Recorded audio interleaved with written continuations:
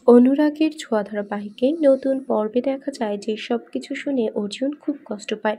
আর তাই তো সূর্যকে যোগ্য জবাব দিতে দীপাকে মডার্ন করে তুলল অর্জুন। তার আগে সূর্য কিন্তু রিউনিয়নের প্রোগ্রামে এসে দীপার পাশে দাঁড়াতেই দীপা সরে যায়।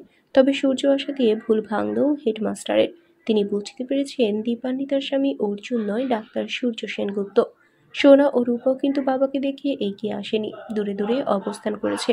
সূর্য ছুটে গিয়ে দুই মেয়েকে জড়িয়ে ধরে কান্নাকাটি করছে। ওদিকে মিশকা কিন্তু লাবণ্য সেনগুপ্তর কথা শুনিয়ে নতুন করে প্ল্যান করছে, যে কারণে মিশকা কিন্তু সূর্যকে ফোন করেই যাচ্ছে।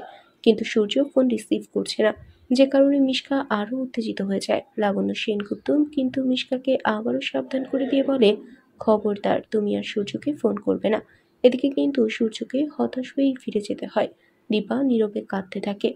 তাহলে কি এবার দীপাকে সূর্যের যোগ্য করে তুলতে, দীপাকে মডার্ন করে তুলবে অর্জুন? বন্ধুরা, তোমাদের কি মনে হয়? এক্ষুনি একটি লাইক দিয়ে এবং কমেন্ট করে জানিয়ে দাও তোমাদের মতামত। ধন্যবাদ।